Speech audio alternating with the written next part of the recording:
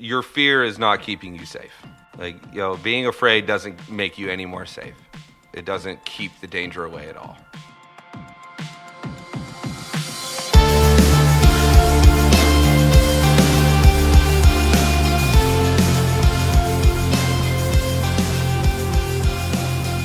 All right, what's up, everybody? Welcome to the show. Welcome to the What You Don't Hear podcast. I am your host. My name is Ross Theisen, and before I go any further and we dive into another story this week, I do want to remind you to follow this show on Spotify and subscribe on iTunes if you have yet to. Maybe even leave a rating and a review while you're over there. And honestly, maybe the biggest thing I need to make sure that I'm reminding you all of is that all of these new episodes are now available in video form. Yes, finally, it only took like 1 full year of doing this show to make it happen in video, but it's here, and you can find it over on YouTube. You can find it at YouTube on my personal channel, Who's Ross Theisen. But of course, you can also just search What You Don't Hear podcast, and they will pop up. And of course, on that same note, let's shift gears. You will be able to find today's episode there as I sit down with Sam Rothstein. Now, I've been trying to get schedules aligned with Sam for quite a while now, honestly, to have him on, and we finally made it happen. So in this one, we dig into Sam's story and uncover his love for, many things, honestly, and why he enjoys trying all of these things. I'd tell you what all of them are, but then, I'd be spoiling the whole episode. So I'm not going to risk spoiling any more other than saying this is a very fun episode. So let's just get to it. Here we go. Let's dive in. Toss in those earbuds. Open up that mind. Grab the nearest yellow thing you own, I suppose. Here it is. A brand new episode of What You Don't Hear in my conversation with Sam Rothstein.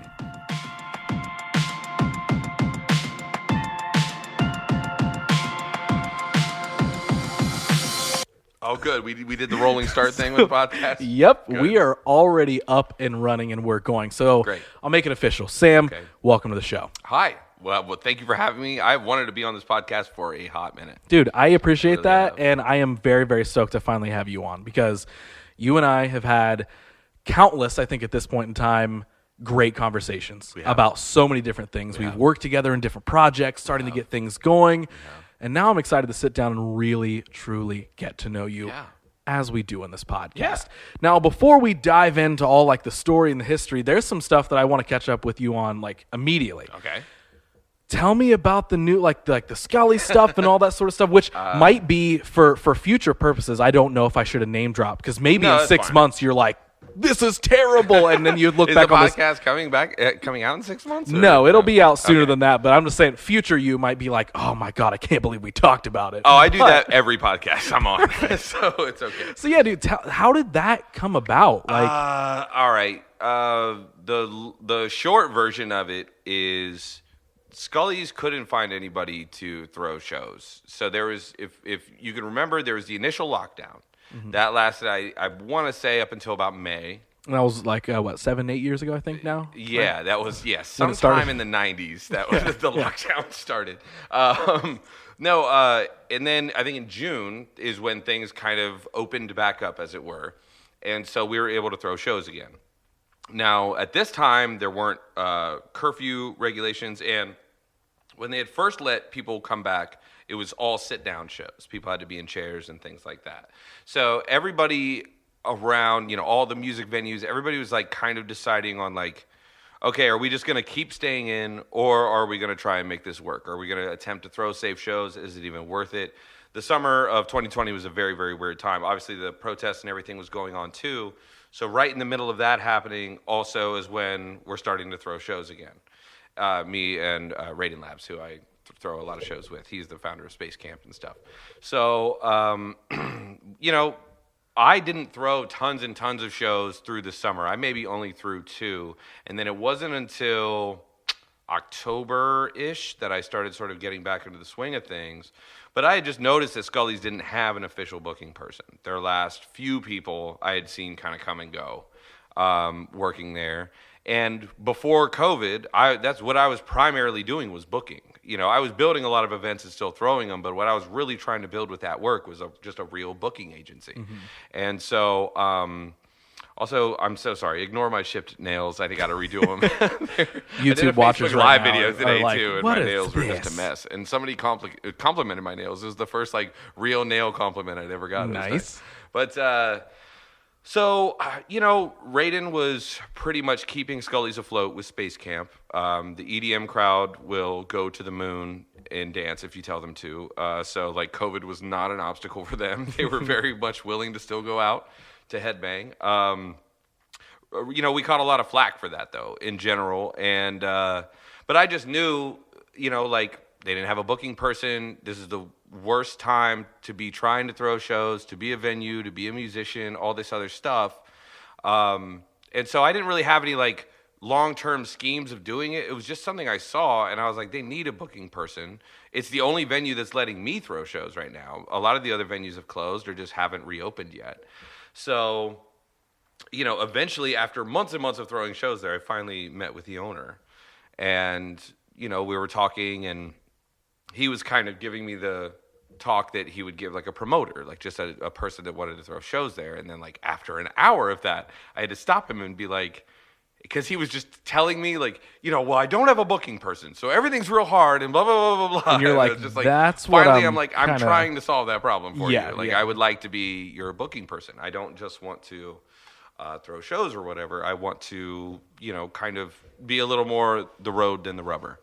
And I've been throwing shows for a long time, but I am frankly getting tired of throwing shows, at least at the volume that I was throwing.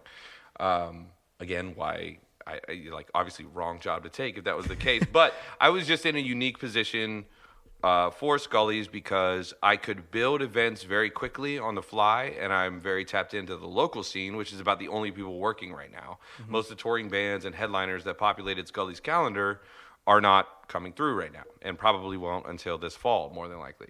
So, I could handle booking stuff. I was good at that game and talking to agents and other stuff. But I could also build and run my own events too.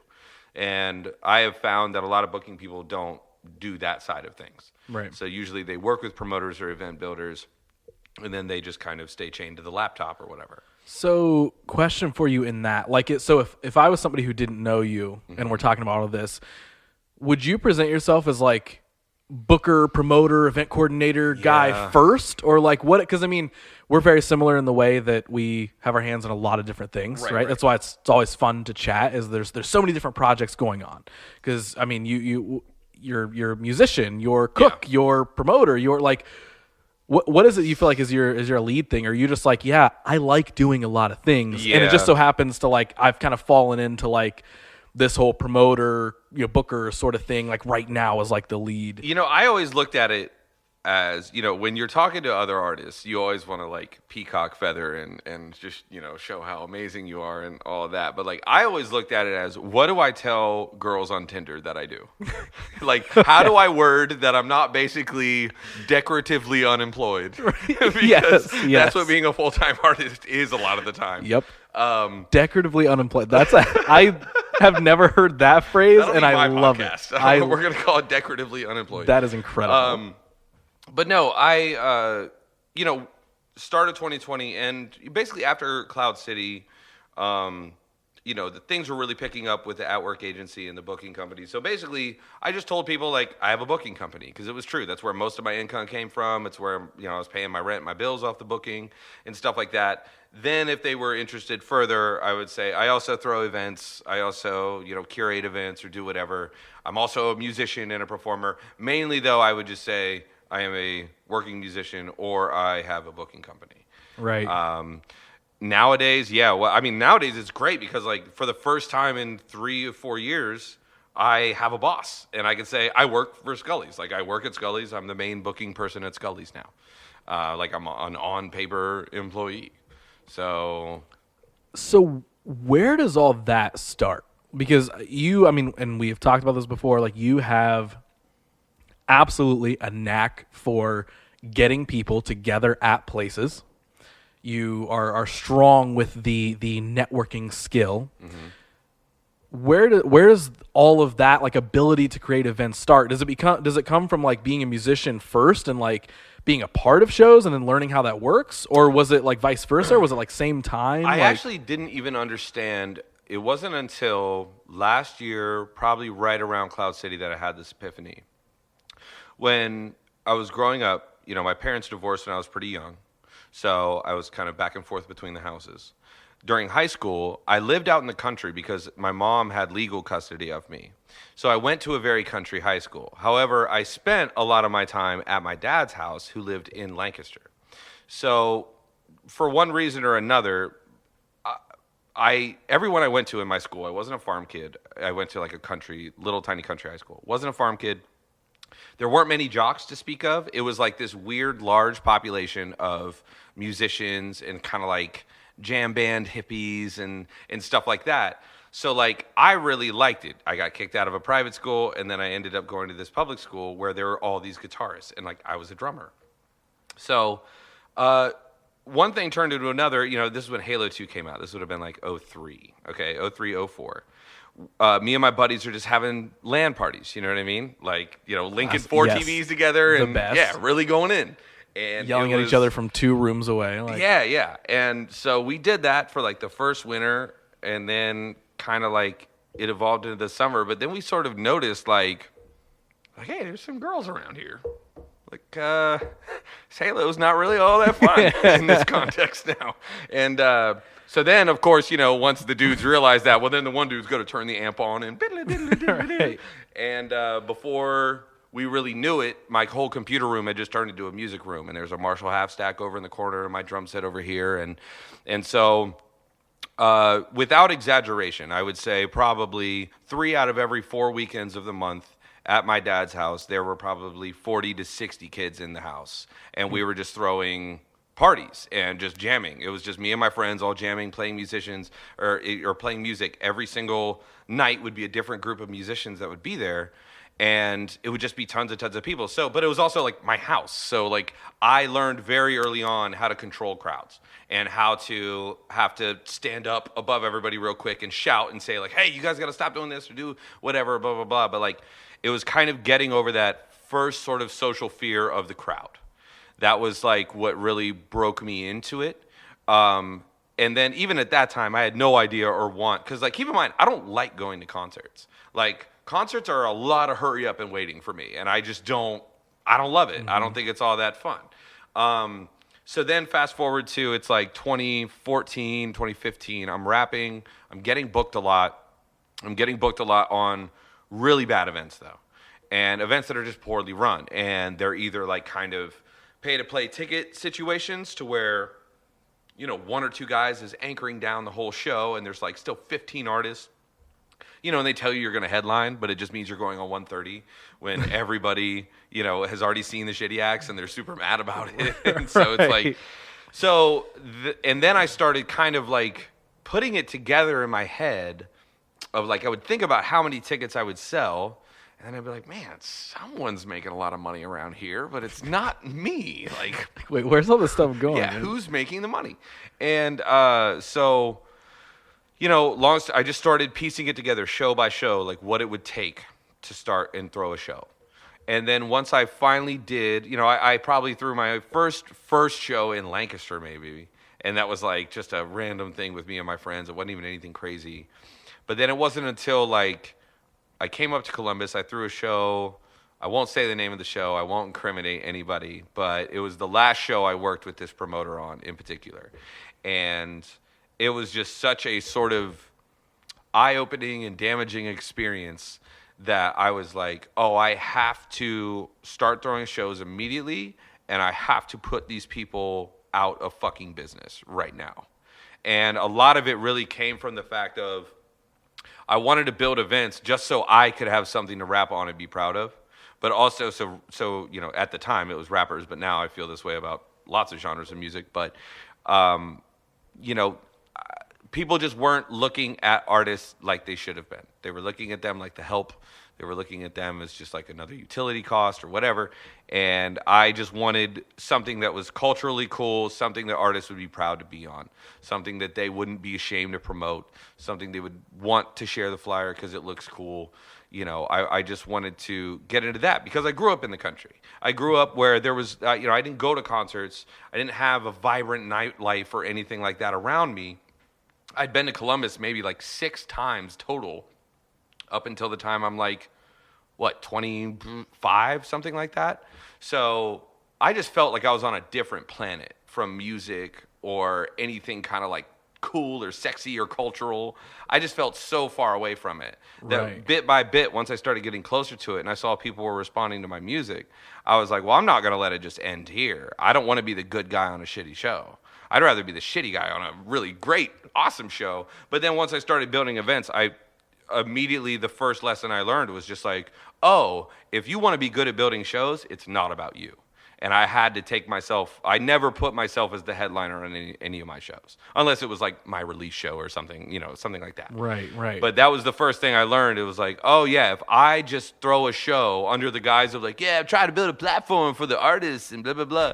But then I just make myself the headliner and like give myself 10 more minutes or whatever. Like it's all for naught. Like I'd seen people do that. Right. So yeah, I mean, it's just always been, and like in my general journey as an artist, I feel like I'm still, 60% of the way there because like I've always wanted to get into filmmaking. Like filmmaking is where I've always wanted to end up. It literally since I was 7 years old. And I've never looked at things that I get into as like, oh, this is a lily pad to get to the next thing. I'm always just like, whatever the next thing is, I say yes to it because I know it's probably going to come in handy later. So like as soon as I got a good response with the rapping and the music, I was like, okay, let's say yes to this. Let's see where this goes. That took me into the shows. I was like, let's say yes to this. And then, Can I interrupt you for a second? Yeah, I want to dive more into that. Okay. So I love talking to anyone about the idea of just like you were saying yes to everything. Mm-hmm. But how I would explain it is just like trying everything you want to try. Yeah. Anything that you feel like you're interested in, you want to try it. You just explained the entire backstory of how you got into, promoting and booking events, mm-hmm. but you also mentioned being a musician, and then you also mentioned your maybe strongest passion is filmmaking. Mm-hmm. So there's like multiple things in there. So I want you to sort of just like talk on that aspect for it. Like how important do you feel like it is for people to be open to trying everything it is they want to try? And like, why do you think most often people don't do that? Is the simple answer like, I don't know, dude, people are afraid to fail sometimes? Or is it like... I have an answer for both of those. So number one, I was fearful almost my entire life. I didn't actually start saying yes to things until I was well into my 20s, closer to my 30s. So I'm 32 now. So I remember very vividly my dad and my brothers trying to get me to shoot a gun when I was very, very young. It is always the memory that I come back to when I think about being afraid. I was like 7 or 8. I was fucking terrified. I didn't want to shoot this handgun. But they were just like, all like, hey, it wasn't like this is not like a trauma memory either, but this is just a time when it was like such a clear before and after. Before I pulled the trigger to that gun, I was terrified. I didn't know what was going to happen. I was so scared. And then as soon as I did, I was like, that was nowhere near as bad as I thought. Now, like I was literally just firing a gun into the empty woods. It wasn't hunting. It wasn't anything like that. But it was still such a shocking thing that when I was young, I tried to put it out of my mind, and I still kept that fear because you think your fear keeps you safe. You think your comfort and all that is what keeps you safe. But then as my life went on, and I started to realize that almost the only times anything ever got better for me, there was usually something bad that preceded it, or something uncomfortable, something scary. And then I started realizing that scary doesn't always mean bad. Scary just means new.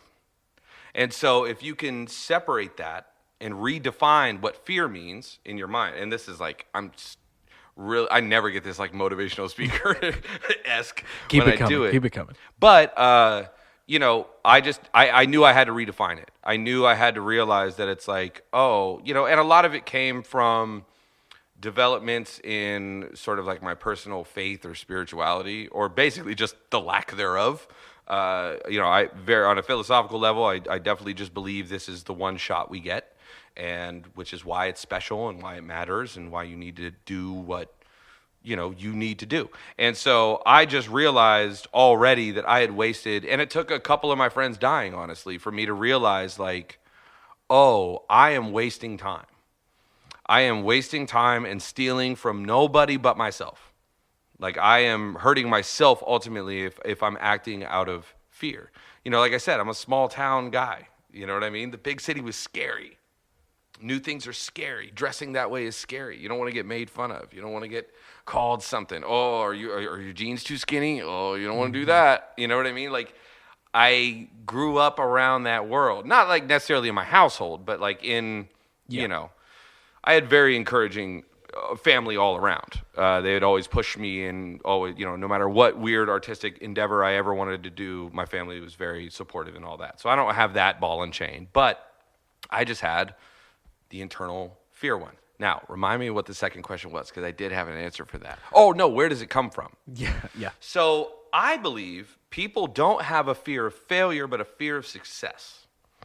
I think people are afraid of the thing they try working, and then now they are that thing.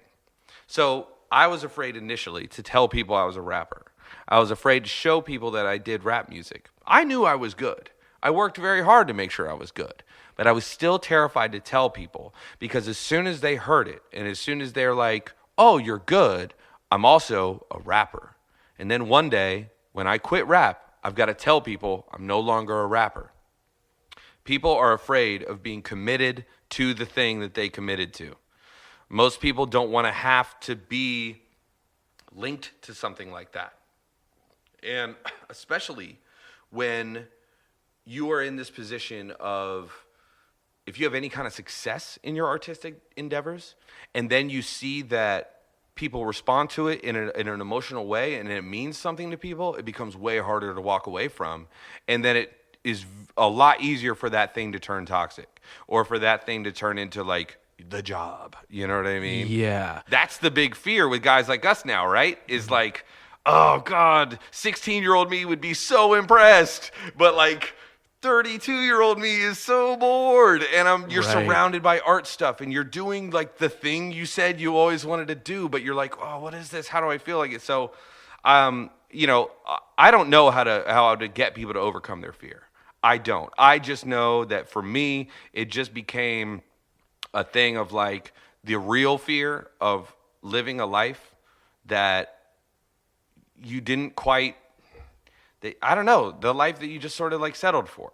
Mm-hmm. And also another thing for me, that when it comes to artistic things and sort of releasing things or bringing projects to the finish line and showing people, is a long time ago, I had this song called Drug Pop 2. And there's a song called Drug Pop and then Drug Pop 2. Both songs I kind of wrote for a very specific crowd of people from my hometown. And at the time that I started rapping, hometown was very, very ravaged by, Percocet addiction, heroin, all that stuff. So, and a lot of my friends were succumbing to that. So that was a lot of the content that I was making. And somebody had messaged me, and they said like, hey, you don't know me, but your song has like kept me off heroin for 6 months. And like, when I stopped crying, I responded, and I then realized that it's like, oh, songs aren't finished once they're recorded and mastered. Songs are finished when they're heard and received, and they've done whatever they're supposed to do. That's the weird trade-off as artists that you have to agree to. It's a social contract of like, if you're a hobbyist and you just make stuff for you and you show it to your friends sometimes and they come over, you're exempt from this. But if you are trying to make a career out of art, if you're trying to do this, it doesn't belong to you 100%. It only does when you're making it, but then you release it, and then they tell you what it is. Ultimately, they get the final say on what this thing really means. I didn't write Drug Pop to keep people off drugs. It's just a song about people doing drugs. It's not like, it wasn't like you got to hold your head up and keep going, like blah, blah, blah. It wasn't like that. But then once I saw, though, a clear-cut example of like, holy shit, my music actually helped a person. It then, all of the notions, the selfish notions of being an artist about like, will people think I'm cool? Will girls think I look sexy in the video? Will blah, blah, blah, all this stuff, the me validation stuff, it all still exists in me, of course, and all that's still there. But that was the first time I'd ever seen my art impact people in a positive way. And that led me to the conclusion of like, oh, if I don't release the art, I'm doing harm. Yeah. Every day you don't release the thing, someone out there that you don't know, that doesn't even know they need it, needs the thing. Mm-hmm. And you are what? Too scared? You had to go hang out with your fucking friends again? What? Favorite shows on? That unlocked the entire psychotic part of my brain about like, oh, this is a holy war. This is a righteous path. This is something bigger than me. This is like, that's where it all came from, was that one message. Whoever you are out there, thanks. Hope you're still clean. You know, all that. But that's when I realized, I was like, oh, this shit is bigger than me. It is. So I don't have time to be afraid. Right. I don't.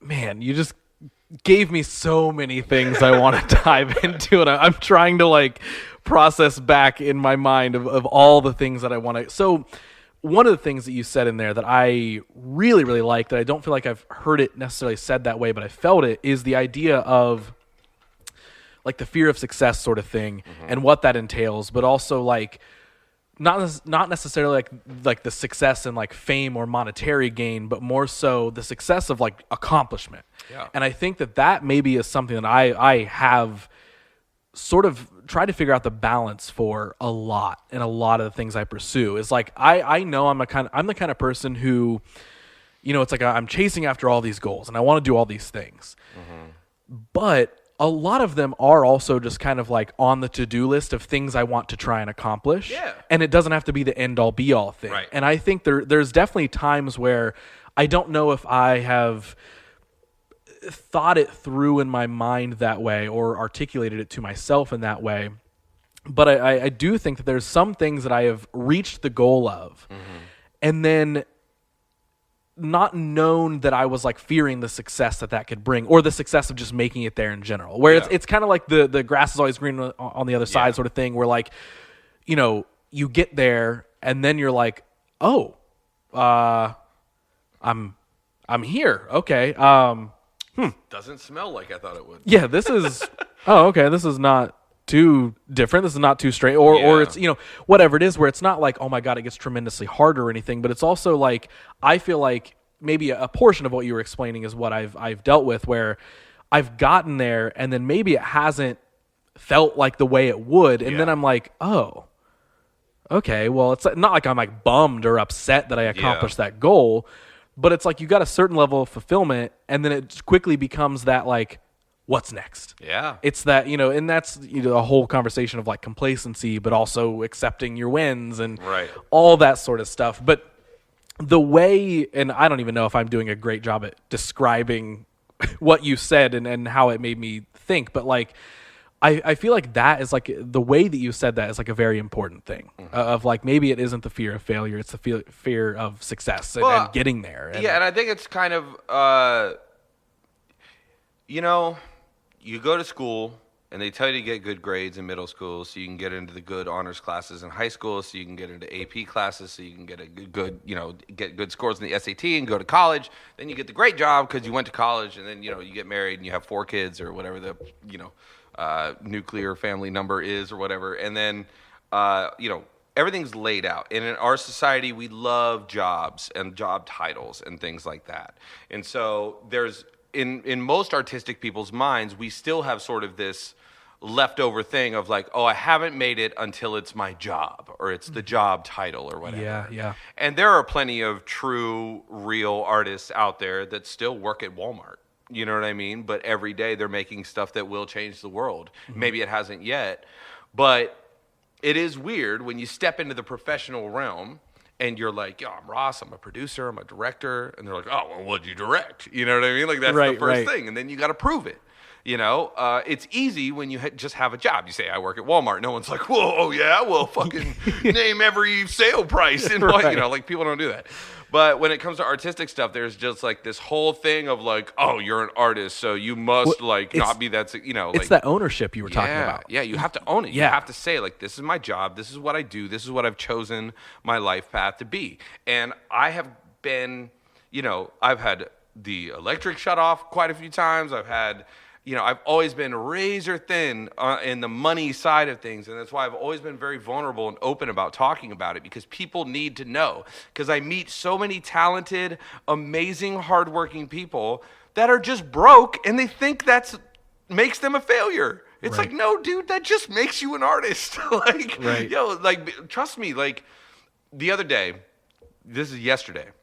One of my idols, okay, one of the people that I look up to a lot, like a person, it's a YouTuber, and I won't say the name because he wasn't trying to be mean, he wasn't trying to put me down, but I had a don't meet your idols scenario. Great, yeah. And he basically told me, like in his perspective, my career is a fool's errand for the most part, and but it was from a monetary business sense, and a lot of people like to pin the sort of like, oh, Sam's a business dude, or Sam gets stuff done, and blah, blah, blah. But it's like, yo, I know nothing about money. I know nothing about real business stuff. Like, I know about shows, so that's why it appears to look like a functioning business.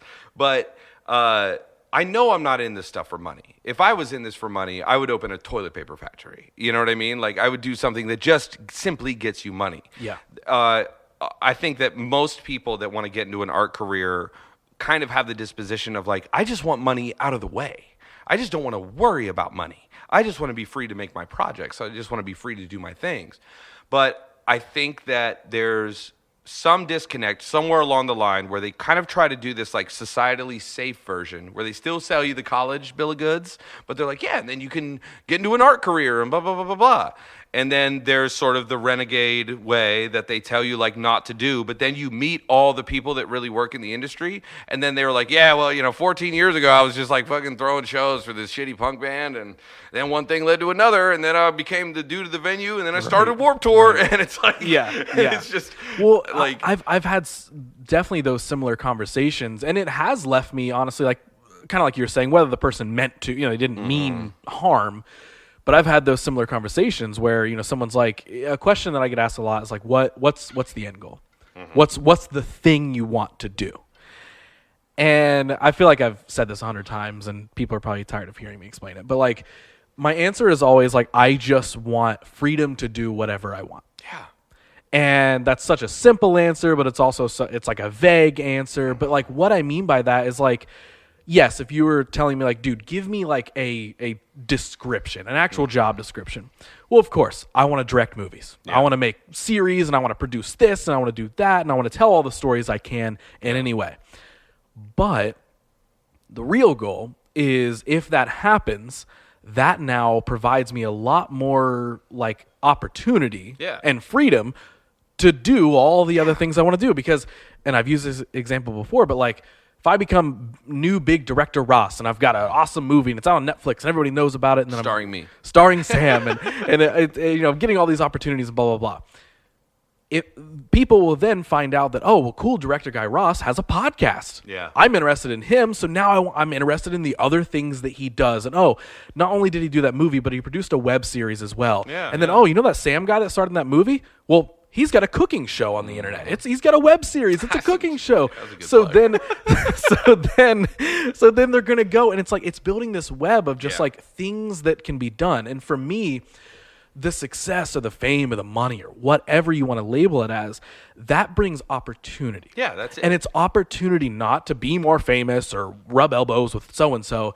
It's to just do more of what I want. And there have been people in those conversations, to bring it back to the original point of why I brought this up. There have been people in that conversation that are like, yeah, but like, what's the point? And I'm like, and like, it genuinely makes me feel stupid for saying to just create. Because I do, like, there's like a part of me that's like... But don't you think it's so stupid that we have to justify that? But if you went to somebody that just worked for a great company, had a great job, popped out a couple kids, paid the mortgage, and you're like, yeah, but what's the point? Right. It's like that's such bullshit. And That that's makes me so and mad. that's like the hard thing about this conversations is like, they are looking for you to give those tangible, normal answers of, well, I want to be a billionaire director. Yeah, exactly. I want to be the most because famous that director. makes sense to them. That's why that's what would motivate them. But it's like, if you were an artist, you would understand that it's like, nah, I just want to make movies. Dude, it's like trying to make movies. And like something I tell people all the time, and I feel like I've probably told you this when if we've ever like tossed script ideas back and forth. Like, yes, of course, anybody that does something creative or they create something, they would love for it to get big. Of course, by default. Yeah. You don't have to hide from saying that. But I've probably said this to you. There are plenty of ideas and scripts that I've written or I'm working on that literally I'm like, if this is just a hidden gem of an indie movie on Amazon Prime, I don't care. That'd be great. First of all, this podcast look better than 50% of the things on Amazon Prime right now. This podcast has better visual fidelity. They would put fucking snuff films on Amazon Prime. Honestly, yes. I have found some very... The threshold is so low video quality-wise. It's amazing. I wonder what that is, but that's a different... That's a whole thing that I would love to ask someone about. Because I'm like, if I ever got something on Prime Video, oh my God, I made it. And then I look at it and there's like... iPhone high school projects that someone got, like literal. Yeah. Someone got that on Prime, and I'm like, wait a second, hold on. Yeah, like the Netflix specs that you need to meet are far different from the Amazon Prime Like, specs. do I just need to make a Prime account and upload it myself, like YouTube? Basically. Like, is it like YouTube? Yeah. Or like, yeah, they're just like, we shot this on a Sidekick. Like, it's so strange. But it is. Those are weird conversations that. Clearly, both you and I have had, and I'm sure people listening have had. But it is so strange when people have to have those, I guess, normal standards of an answer of like, you can't just want to create. That doesn't make any sense. You have to want to be rich, or you have to want to be famous, or you have to want. I do the thing because the thing gets me the thing, but it's like they don't understand. It's like, this is the juice for me. And like, dude, literally, like a year from now on this podcast, my mindset could change. I could have a completely different idea. I could be like, you know what? I found out that I don't work well like this, and I should have been focusing on that. Anything can change at any point in time. But realistically, like through everything, all the ups and downs and everything that I've been through in the creative world, the business world, whatever, the one thing that has always stuck is the drive to just make things. Yeah. There's never been a point in time where like we got a really good budget for I was going to say music video, but that doesn't really exist. Really good budget for like a commercial or something like that. And then I'm like, that's it. We're done. Made it. I'm going to keep getting more of these, and I don't need to create nothing else. That's never the case. It's always that like, okay, awesome. What's next? What's the next coolest thing? And it's not always like about outdoing something, but it's about like, oh my God, what door could this open? Well, that's really what it is for me, man. The thing that I've learned that I am greedy for is opportunity. I rarely look at things of like, oh, this thing will do this and get me lots of money. Now the way I look at things is like, oh, this is potentially a good opportunity. And I just try to train my eyes to see that. And that really is sort of how the Scullys thing came about, honestly. I just saw that it was just like, well, they don't have a booking person. I need venues to continue my career. This is the only venue I have. They don't have a booking person. Without that, a lot of things go wrong.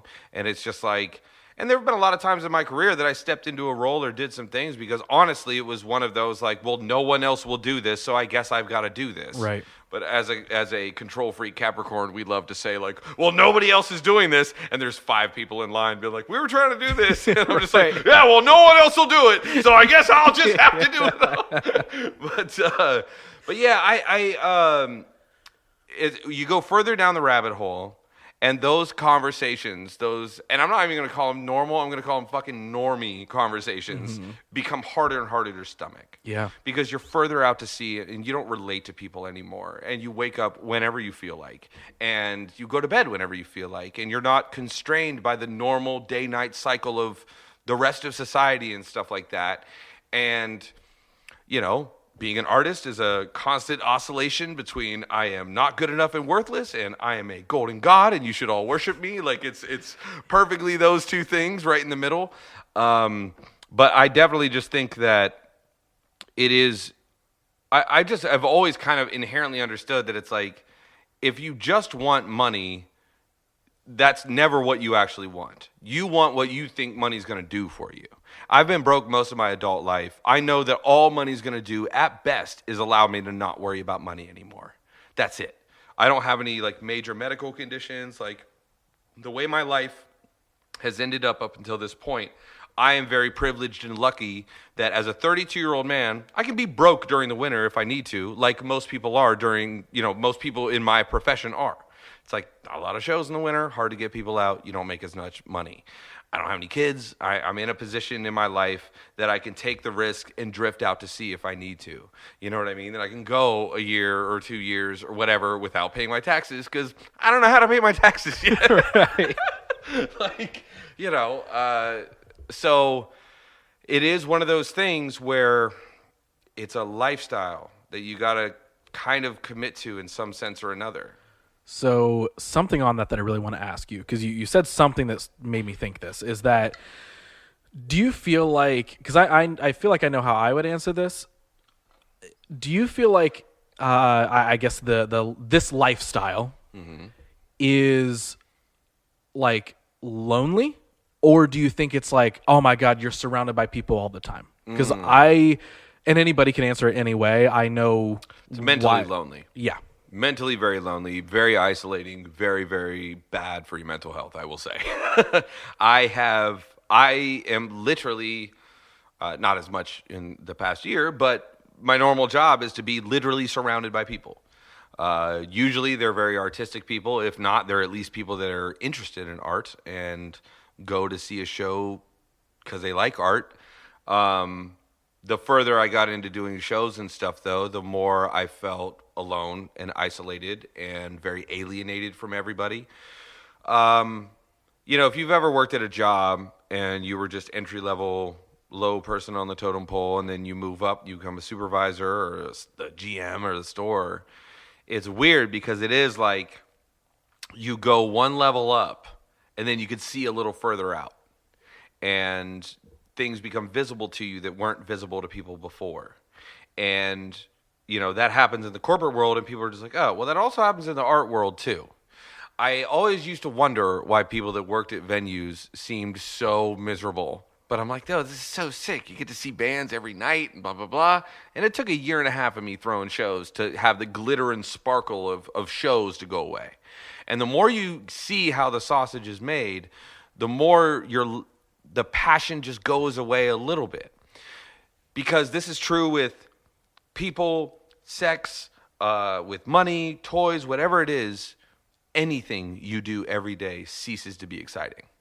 It can still be fulfilling. It can still be good. You can still know in a general sense that it's good and working, but immediately the initial sort of dopamine rush is gone. It becomes a little less special. Yeah, when it's happening all the time. Yeah, it's regular. Well, and the reason I asked that because you also said the idea of you were like those normie conversations and the people who don't understand, and it's like I personally feel like the deeper that I've gotten into everything that I'm doing, the less that I feel like I can relate to a lot of people. Yeah. And that's not like, oh, I'm on such a pedestal and I'm a badass and everyone's below me. I feel like I'm drifting further and further away from and we've had this conversation, off before this podcast, but like that is such I feel like that's almost the new biggest battle in the career chase outside of like, how can I get paid for these things and stay afloat? And how can I get more attention so these things grow and bring the opportunities? It's also like, how can I not feel so alone? How do I be a person? Yes. How do I be a person beyond this career that I've built that I told myself was going to solve the person problems? Right. And it's like you and I both love talking. Yeah. I love conversation. Yeah. It's a huge energizer for me. But it's like the deeper I feel like I get into this world or whatever worlds that I'm entering, the further I'm getting away from what maybe the real world, the normal world. Like, and I hate to label it like that of like, again, I don't want it to sound like, oh, I'm creative, so I'm better than anybody. But I just have less in common with so many people that I also wouldn't have ever assumed that I would lose those things in common with. I know, man. It's especially with like friends. Yeah. Friends that you grew up listening to the same bands, loving the same movies, loving all that. You think like, this is a bond forever. But then like when you're working in the art world. So I had both of my brothers were veterans and of the wars in Iraq and Afghanistan. And so through them and through a couple of my other friends, I got kind of a look into veteran culture when guys get out of the military and they come back. And, you know, I can't think of a more isolating thing or feeling than like knowing you've killed people and standing in line at the pharmacy. You know what I mean? Like I always just thought about, I would look at my brothers when they came home and how they looked at things. And how, you can always tell who the veteran is in like a line at the store because they're like super furious at the disorder of the line ahead of them. But it's like, I've always looked at things in sort of like a militaristic term. I actually listen to a lot of podcasts with veterans and stuff like that because it helps me understand adrenaline.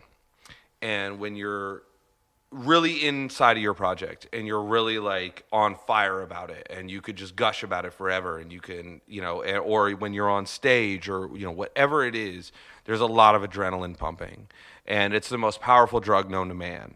And coming down from adrenaline, it is an addictive drug. You do need more. It becomes harder and harder to fulfill. It's why a lot of, you know, Navy SEALs and stuff like that, when they've gone on hundreds of missions and sorties through their whole entire career through their 20s, then they got to get out and then they got to figure out like, okay, I'm 40 now. I still have half my life. What do I do? I can't go shoot people anymore. What do you replace that with? What do you replace that high with? What do you replace, not that shooting people was the high, but just the rush of, because the other thing that fascinates me about veterans and people in the military too is most people go to their jobs and they don't understand the significance of it. But people in the military are significantly aware of, or they're acutely aware of the impact that their actions have on a day-to-day basis. They see it. If they fuck up, people die. You know what I mean? If they do well, the bad guys die. If they do bad, their guys die. And I love looking at how people in the military and veterans look at things because it gets so broken down in a clear-cut way because there is no job on earth where the risks are higher. So it's like, hey, if we fail at work today, we die. Yeah. So coming back from that then, where every day your life was on the line or whatever, how do you have a normal life? How do you have to make decisions about, well, is this paper towel holder the best one for the kitchen or is this or that? You drift further out to sea because you chose a life that very few people choose because they can't. Very few people can do it. Very few people could be working artists. That's why when we are successful at what we do, people pay us tens of millions of dollars. And when the guy that keeps the water treatment center running, they pay him $90,000 a year maybe. And the guy that runs the water treatment center is infinitely more useful than we are. But in actuality, he's not. Or the girl who runs the water treatment center, sorry. It's one of those things that it's like with art and stuff, when you make people feel and think differently, human beings need that. And that is responsible for so much of the progression we've had as a species. And so I just... it is lonely, it is isolating, but it is a thing that it's like, I tell myself, this is the life I chose. My back molar hurts really bad because I don't have dental insurance because I chose to live this life. And there are sacrifices. So if you think you're just going to get into an art career and everything's going to be hunky-dory and normal, it's still a career. And everyone's career poses problems in their life, no matter what. Everyone's. Man, I'm so happy we're having this conversation. So... dude, where does this come from? And I hate, because I feel like I overuse this word on this show a lot, and I feel like it triggers a certain thought. But like, where does this mindset for you come from? Like, you know, I feel like we come from similar backgrounds. Mm-hmm. You know, split family, mm-hmm. small town. Mm-hmm. You don't get the big city life, like you don't get like the town that, you know, Zanesville, mm-hmm. that had a Walmart and a mall. That was the city to me growing up. Yeah, same. So you're in a small town. You've got a split family, and I'm sure this will come up in the timeline as you explain it. You don't have to jump straight to it, but like, you know, you're talking about like the effect of drugs and had on people that you know and everything. And how are you sitting here saying all these things of like I'm I push through and I have bad days, but I'm still figuring it out and all this sort of, and I know earlier you were like, listen, I don't know how to be a motivational speaker, but even the stuff you're telling me right now, I'm pumped up, I'm motivated, I love it. So it's like, where does that come from? Like what is growing up like? Did it just come up as an adult where you were like, hey, I think I know how to balance this?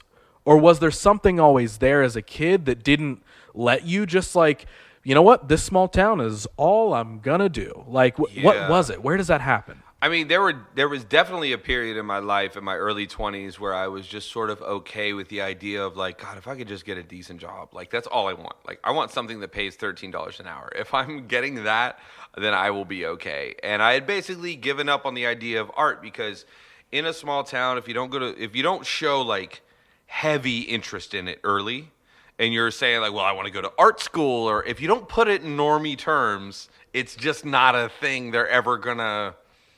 It's always like, yeah, he does that, but get a real job and blah blah blah. That's sort of the inference there. But like I said, like, I always had very encouraging family. My mom is an interior decorator and designer. And so she's probably where most of my creativity comes from. My dad could barely draw a stick man if he tried. But, my dad was a car guy. And so he loved taking cars apart. He loved seeing how things work, figuring things out. So I'm sure those things combined, the creativity mixed with the how does this work, probably had some kind of factor. But like I said earlier, most of my life I'm fearful. Most of my life I'm too scared to try the new thing. I'm too scared to speak out about the thing. You know what I mean? I think really where it comes from now is just a making up for lost time and just realizing because I have to work with artists all the time who are like 19. And like I'm just watching them and they're stylish and cool. Like, 19-year-olds now are way cooler than we ever were when we were 19. Yeah. But, I just get so happy when I see young people and they don't have a lot of obstacles in their way when it comes to the art stuff so that they can get burned out with it and get through it quick to find what the real thing is. Because for so many of us, art is a Band-Aid. And I realized that my artistic ability and a lot of what I thought my artistic projects was going to do was really stuff I just needed to figure out as a human being. And so it's good for people to get started in their art career early to get those sort of first validation goals out of the way. You know what I mean? Like I got into rapping just because like I just wanted to hear somebody tell me I rap good. Like I'd done it enough by myself, and then I finally showed people, and they're like, "Oh, you're really good." And then I showed some other people. Then I showed people I didn't know, and then I showed people that were other rappers, and then I showed people that were good rappers. And it's just like once you knock that all off the list, it's like, all right, well, what am I really doing this for? Why am I really here? And so every day of my life is me getting closer and closer to what I think my real calling is. And like at this point, at 32 years of age, I have realized that I am most gifted at bringing people together. I'm good at pairing people. I'm good at putting people all in the same room, but I'm good at communicating to people. I like communicating to people. I am fascinated by people. I just think that that's what I'm here to do. I think I'm here to put people in the same room, and I think that, I don't believe in such a thing as like divine purpose or that people have as soon as they're plucked out of non-existence and born, I don't think that there's some purpose waiting for all of us. People die at 12, on their way to school. People die every day for multiple reasons and never get to live a full or fulfilled life, whatever the fuck that means. So I'm just unbelievably grateful every day I wake up and I have breath in my lungs and I get to still do this stuff. But gratitude. That's really a lot of where it comes from too. It's just like I've known a lot of people that suffer from real mental illness, and I've seen what true suffering can look like from that. And that's one of the things I'm grateful about. Like I'm really am just a glass half full, count your blessings type person. But I'm also a person who's very outspoken and very angry at what I see. And not even so much at injustice in the world or anything like that. But when I just look at like in the art world specifically, in the world that I care to inhabit and the people I see as my people, I get very angry and indignant about a lot of things. Hence why I'm always ranting on Facebook and yelling about shit. Because a lot of the things I speak on, yes, I do think I know better. Yes, I do think I care more than the person handling this thing. Yes, I do think I could do a better job. Will I? Time will tell. But, squeaky wheel gets the grease. And I've just learned that it's like you have to speak up. You have to be willing to defend yourself. You have to be willing to help other people. And if everything you do is about yourself and your life, you're robbing yourself of a full, fulfilling life, and you're also doing a lot of damage and harm. And when I started off into the art stuff and the notions and emotions that got me into art were very self-centered, egocentric emotions. And so midway through, I had to kind of learn and realize that it's like, oh, if I want to continue to do this stuff and have it be a good thing in my life as opposed to a bad thing in my life, I got to start thinking about others more. And I got to start looking at the big picture and being zoomed out. That's the phrase I love to say now is when if someone's doing something I fuck with, I'm like, yo, that's zoomed out. Because I love a zoomed out perspective. I love people that see 5 years down the road, that can see, you know what I mean, the greater perspective. Because I think if you can do that, problem solving becomes much easier because you know the pieces that are on the board. You know the variables of the equation. And so, but as far as where it come from, I couldn't answer that. I have no idea. Does any of this drive to push through and do better, like, is any of that influence, you think, from like the being surrounded by kind of like a drug issue with like people you knew or your hometown? I saw a lot of people rob themselves of their own spirit and their own light. The sinister and insidious thing about addictions is that it's your body or your brain telling you that you absolutely have to have something that will kill you no matter what. I think there's no such thing as a healthy addiction. I think addiction can only be unhealthy. And so I definitely saw a lot of talented people rob themselves of their own talent or ability or whatever. And I also saw plenty of people rob themselves, but the talent wouldn't let go and they got out of it and they did better and stuff. So I have never considered myself a particularly strong person. I've never considered myself a particularly brave person.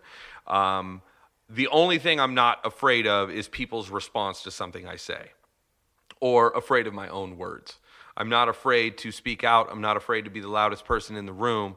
But as far as like perseverance and pushing through and hard work, all that, I am so fucking lazy. And like I have so many character flaws that don't allow me to be my full best self and to get a lot done.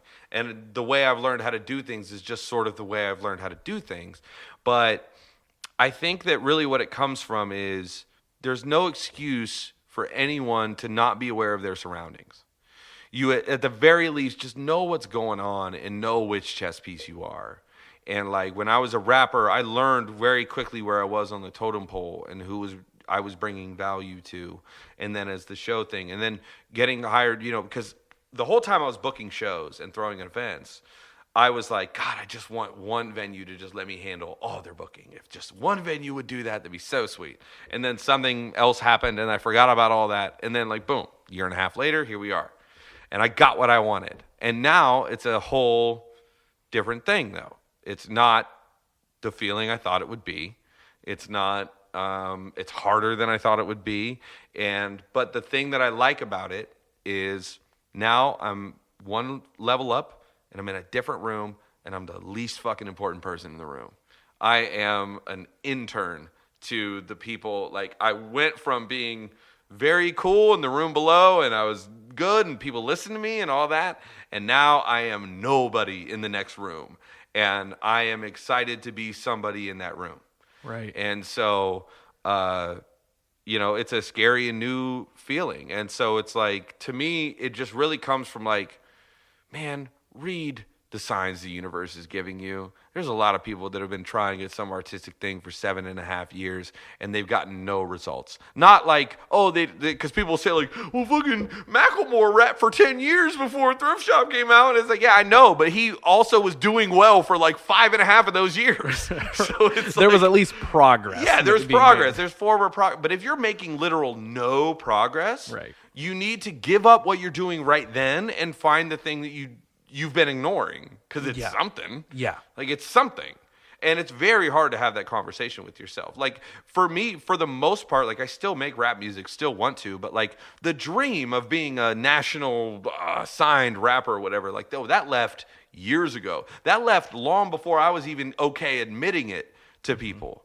And it's like, because ultimately I realized my dream was just have a fucking career in art or music, and you don't have a boss, and you don't have to wake up at 7 a.m. Yeah. That's literally the long and short of it. That's like as far as I'm going. So like every single day I wake up and I'm like, I just look in the mirror and I got to tell myself like, hey, 14-year-old you thinks you're cool as shit. And like the person you were before life and trauma robbed you of your innocence and all the things that, make you beautiful and pure as a child. When you were a child, what would your child think of who you are now and what you're doing now? That's how I've always tried to look at it. But now I'm also getting old enough to the point that I'm like, oh, okay, what does my 80-year-old self think of what I'm doing right now? Like, what would my 70-year-old self? Because, when you get older, your parents get older. You know what I mean? It's not just, when you're in your 20s, your grandparents die. But then when you're in your 30s, you watch your parents get old and turn into real old people. And you're like, holy shit, I'm my parents. They're the old people. And that causes a lot of thoughts to happen too. So it's like, I'm just young enough that I could possibly be considered young, but I'm definitely getting old.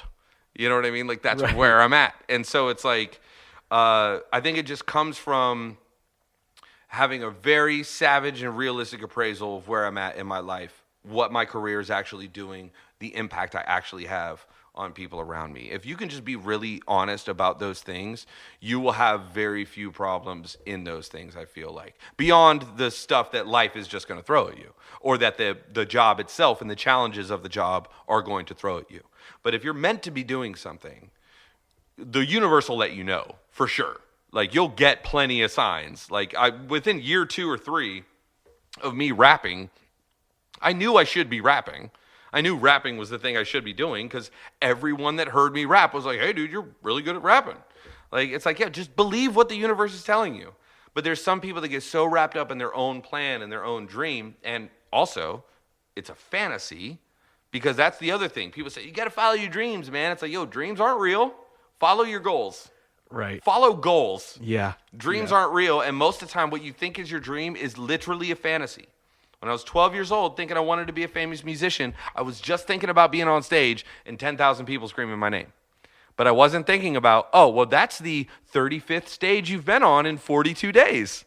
And you don't know the name of the city because you're so tired. And also, by the way, there's so much adrenaline in your system, you can't sleep. So now you're addicted to Ambien. Oh, by the way, your kids don't know what you look like anymore. Like, I wasn't thinking of what the realistic thing is. So I've always just tried to keep a very raw, realistic view and honest view about what I'm actually doing. And that's why I've always been super candid about whether it's my own drug use, financial problems, whatever it is. I say far more to my audience than most people would feel comfortable doing.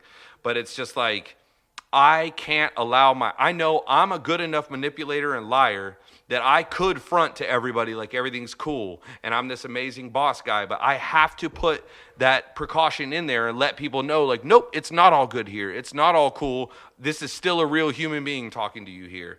I have to have that extra layer of precaution there because I can't stand it otherwise.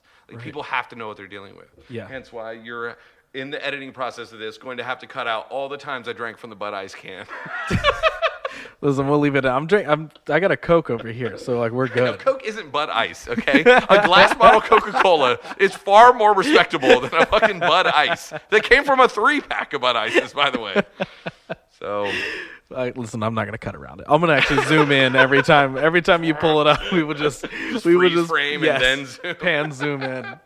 So, okay, something you said in there that I even feel like I need to hear from you is on the confidence piece. You know, a little bit back you said, you know, I'm not worried about like my words and people hearing what I know that I know, basically, right? Again, I'm not afraid to be the loudest person in the room. Yeah. Sitting here as a host of a podcast and someone who puts themselves out there all the time and films all these videos and acts in things too and all this sort of stuff, someone would probably guess, wow, that asshole loves to be the center of attention. Yeah. I really, really like to entertain, but I don't like people thinking that I want to be the center of attention because I really don't. So even literally talking to me or anybody listening, I want to hear, like, let's talk about the idea of being confident and knowing what you know and owning that. Because I feel like there's so many times where I genuinely hold myself back on just being like, you know what? I am sure about this thing. And I'm not talking opinions of like, this is better than that or this movie sucked. Like, I'm not talking about that. I'm talking about just like genuine things. Yeah. But I will still hold myself back, honestly, out of the fear of like, well, you know, I don't want someone to think that I like am full of myself. I don't want someone to really think that I believe that I'm the smartest person in the room because, like, I don't, but I do strongly think about this thing or I do strongly feel about this thing. So I want to hear your thoughts on those sort of things and confidence and owning that. Well, I was never, okay, well, first of all, my confidence and stuff came from the fact that I was willing to sound like I knew what I was talking about on plenty of shit that I didn't when I was younger. Right. But then, like, in my early 20s, I was very blessed to have a lot of friends that were very, very smart people. And I learned very quickly what it looks like when somebody knows what they're talking about versus somebody that's trying to look like they know what they're talking about. I do like being the center of attention, or at least I liked it a lot more. I was definitely the very stereotypical class clown, that whole thing. And when you're trying, I think it comes from humor, first and foremost. When you're trying to make somebody laugh, it's a very risky endeavor. You know, they can laugh or they can not. And then they look at you and you're just like, oh, okay, well, sick. But I just got to a point in my music career where I just realized, like, I don't care to talk about politics. I don't care to talk about really anything I just don't know about. And the thing I know about now is live events and kind of local music scenes and stuff like that. So that's mainly what I talk about. But a lot of it does come from, at least me personally, you know, I talk about stuff because I hate hearing nobody talk about something. I hate when there is something and it's an elephant in the room and nobody will address it. It's always been my least favorite thing. I don't like sharing a room with an elephant. You know what I mean? Like, I'd rather the elephant be either out of the fucking room or, like, addressed or whatever. But sometimes you just have to be able to do that. But I just also realize that there's a great deal of power in that, too. In overcoming your own confidence, whether it's in a realm of public speaking or just a realm of ideas or trying to be funny in a dinner party or whatever it is, no matter what, people admire somebody that stepped forward. We're hardwired to do that. We're hardwired to like somebody that sort of captures the moment. And, you know, I learned that from the parties early on and how to do that. And, like, I learned how to be funny in a sort of group social setting and stuff. But, you know, nowadays, and now that I've gotten further into the shows and stuff, I have far more social anxiety and far more fear about speaking out than I ever used to. Because when you realize people are listening, it becomes far scarier. So most of my career, I always had the mindset of, like, I've got 20 fans. Like, no one gives a shit what I do or say. Like, I'm just free and I can just do it. But then you start getting the feedback every once in a while, and then you realize, like, oh, like, people are listening now. It made my songwriting harder. And, you know, still to this day, I've learned how to curtail what I say and sort of give disclaimers about myself as I'm talking to people and stuff like that, and let them know, like, well, trust me, it's the right context. Don't be offended. Don't be mad, and blah, blah, blah. And I even hate myself a little bit for even going that far, but also, like, I have, at the older I've gotten, the more I've learned to love the idea of being palatable and not being abrasive and not being the loudest attention-grabbing person in the room and not having to tell people that, I just smoked weed or whatever. Like, there's plenty of obnoxious things that I do that I'm like, yo, why can't I just turn that off? Like, I've had enough validation. I've had enough people laugh at my jokes, had enough people applause at my rapping or whatever. Like, it gets to a certain point that you just got to, like, realize what you're actually talking for, Now I understand, I can get on Facebook Live when I want to talk about some stuff that I know is going to help my career if people know. Right now I'm on the wave of letting people know that it's like, hey, the CDC just released a report saying that schools are safe for children as long as precautions are followed. I don't see how a school full of 9-year-olds is any different than a music venue at quarter capacity. But right now, I'm trying to push the message of safe shows exist. Safe shows are real. Bands need to be thinking about throwing safe shows because they're not going away for 9 months. We're going to have safe shows for a long time. So it's important that we just do this because it's not like it's a light switch that they flip. But it's like I am talking about these things all the time because it helps my career and I need people to know. Really, it's just about context, man. Like, it's context. I come from hip-hop, which is very good for self-promotion, sort of self-aggrandizing. Like, it was okay for me to come up in hip-hop and be the loudest person in the room because the genre calls for that. As an MC, that's what you're supposed to do. If I'd come up in indie rock, it'd be a very different story. If I'd come up in other genres of music, it'd be a very different story. But hip-hop uniquely armed me with the tools I needed to be able to push messages to groups of people. Because the thing that I'm ultimately interested in, too, is going into different artistic spaces and subverting the status quo of what they're doing there. And I know that that's, like, the most cliche fucking disruptor tech speak ever. But, like, I was the first person or promoter I knew to start shortening hip-hop sets, to start giving rappers less time and more rappers on each bill. Raiden was one of the first people to shorten sets in EDM. When we first made sets at Space Camp 15 minutes long, DJs fucking hated it. They were so mad at us. And now people don't even question it. People act like it's already always happened. But it's like, I have always been a discontent person. I've always been a person that sees things and I see what's wrong with it. And I go, if you just did that, it could be a little better. We could just So I realize if I don't speak up, nothing ever changes. Right. That's where it comes from. I love it. So where? Let's talk about the hip hop thing and rap. So where does that pop up for you, and really become a thing where you're like, this is my thing. It's not it's not indie rock. It's not metal. It's obviously I'm sure you've listened to all types of music and loved it. Why rap and hip hop? And then what makes you be like, I want to be this? It's sometime in March in 1997. I'm 8 years old, 9 years old.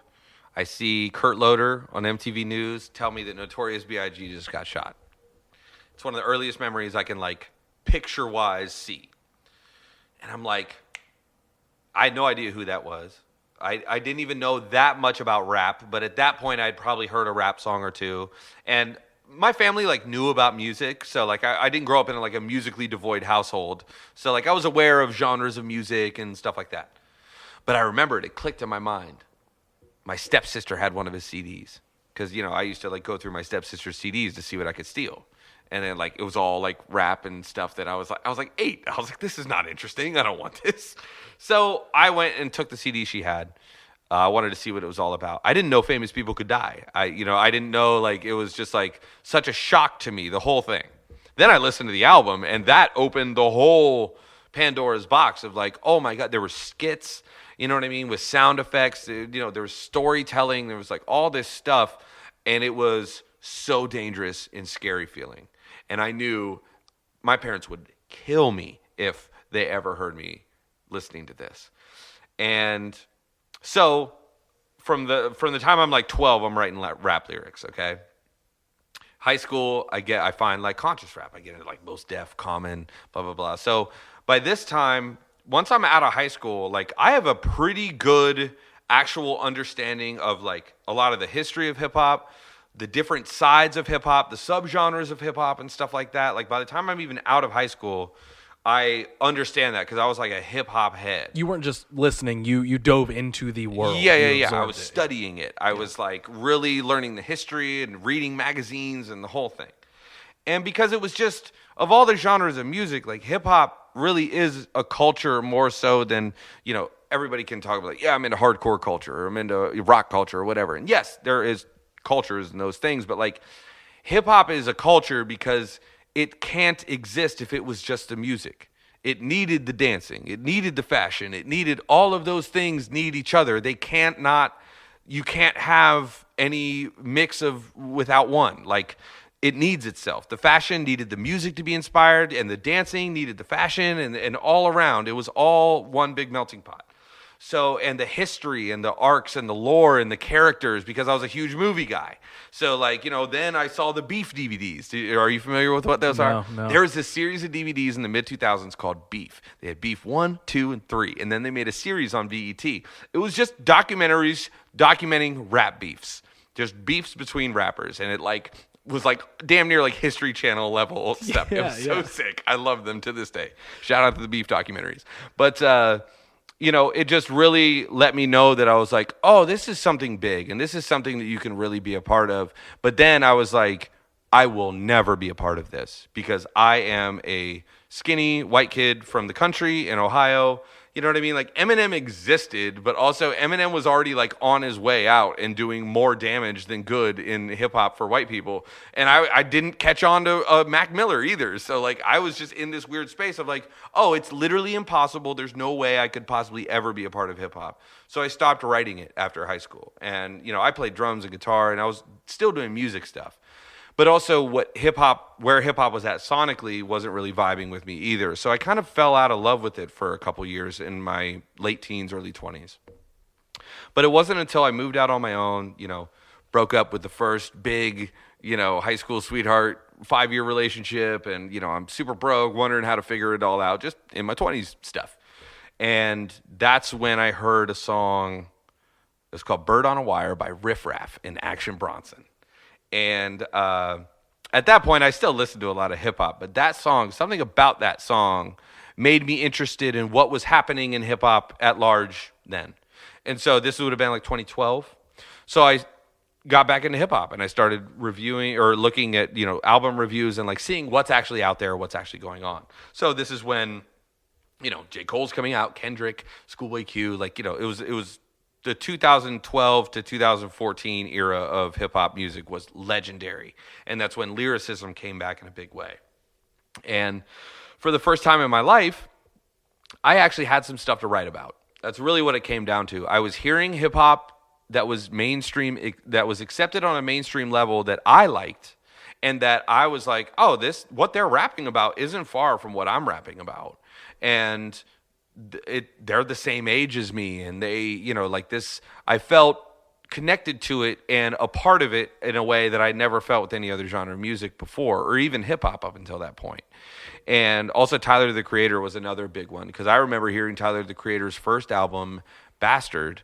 I downloaded it off their website in 2009, and they had one of the beats had a plugin that was on FL Studio that I had. I remember, I was like, oh, and you could hear them in between songs, like they were clearly just in a bedroom, just fucking around recording, and I was like I felt super represented. I was like, oh my God, FL Studio bedroom kids are doing it, this is a thing. So it was probably 2013. The summer of 2013, close friends of mine had started getting back into pills and things were kind of looking shaky and bad, but I was possessed to write rap music. And so I was writing all through the spring and summer of 2013, what would become my first mixtape. And then in the fall, I recorded it, showed it to a couple people, had still, even then, was trying to be resistant, had no plans, was like, oh, just trying it out, blah, blah, blah. But then when people were like, yeah, it's actually pretty good, and then it wasn't friends saying it anymore, and it was strangers and other rappers, they're like, yeah, dude, you're actually pretty good. You should probably do this. I was like, fuck, all right. I guess I'm a rapper now. So another big thing that is intertwined in here that I need to know, and at risk of making this podcast 6 hours long, let's talk about movies and filmmaking. Yes. Because, I mean, you said that was even a part of hip hop culture that even it was like it kind of blended together. Yeah. You were seeing these characters, these hip hop stories. was one of the most cinematic genres of music. Right, for sure. right. You were seeing kind of a universe being built in these sort of things. So same thing I just asked you with hip hop and rap. Where does the love for movies start, and how does it truly take hold? Because I'm interested to hear this because, again, it's like I've talked about this stuff before, and I'm always interested to hear other people's perspectives on, how everybody loves movies. Right. Everybody loves shows. Everybody loves stories. Yeah. But, like, when you have a passion for it, you want to be a part of it. You want to, again, you dive, you put yourself into the world more than just taking in, the entertainment. Where does that start? My mom, like I said, was an interior decorator and designer. So she worked from an office at home. She was sewing. She was making pillows and drapes and curtains and all this stuff. So she worked from home. So I never went to daycare when I was a little kid. But my mom also didn't want me annoying the shit out of her. So my mom would go to the library and she would rent like all of the 70s Godzilla movies. So these were the 70s Godzilla movies was the period, and it was the second wave of Godzilla films. And they were extra corny and mainly geared towards kids. So I remember seeing those movies, and I loved them. Still a diehard Godzilla fan to this day. I'm obsessed with Godzilla and the whole lore and universe of it. But the thing that really struck me is, even as a little kid, and Independence Day, the movie Independence Day was another big one too. I was able to realize very early on that what I was watching wasn't real, and that it was people in suits, and that it was people that just made these little plaster buildings for guys in suits to come and like blow up. And I was like, that is the coolest shit I've ever heard. Like, as a kid who played with action figures, I was like, oh, so they're playing. I was like, oh, so we're just playing here and then we record it. I was like, sign me up. I want that job. So it's later on, I'm probably, well, no, this would have been in first grade, so I still would have been right around 7. 7 is when I saw Independence Day. And before that, I had seen the movie Apollo 13. Those are big, very influential movies to me as a kid. And one day, Sister Nadine, she's my first grade teacher. I went to a Catholic school growing up. She goes, hey, and my real name is Lucas, by the way. So yeah, you didn't know that? You didn't know my real name? Nope. We're almost an hour and a half into this podcast, and I'm just now I'll get to the Sam Rothstein part and where Sam Rothstein comes from, too, because that ties into all this as well. Okay, yeah, I didn't know. Yeah, let's figure out why you're named what you're named. I didn't know that was going to be Sister Nadine calls me up to the class, in front of the whole class, by the way. She goes, Lucas, what do you want to be when you grow up? And at that time, I wanted to be an astronaut because I had seen Apollo 13. And I was like, oh, astronaut, duh. And she's like, oh, you want to be an astronaut? That's crazy. Because you'll never be an astronaut if you get grades in math like this. Oh, God. I was 7 years old, and I was like, why on earth would you do this in front of the whole class? But right then and there, I was like, oh, bet? Need a lot of math to become an astronaut? Well, I'm going to be a fucking movie director then. God. And so anyway, so that was another thing too. But no, growing up, my dad had a camcorder. So, there was, lived in the country. We'd go out to my step-grandmother's house. She had this huge, like, kind of bonfire pit. I'd set up little green army men. My dad would buy a bag of fireworks, and I would, like, record little war movies and stuff, like throwing the fireworks at him and shooting it with a BB gun and stuff like that. So I was always in love with the idea of putting stuff in front of a camera and filming it.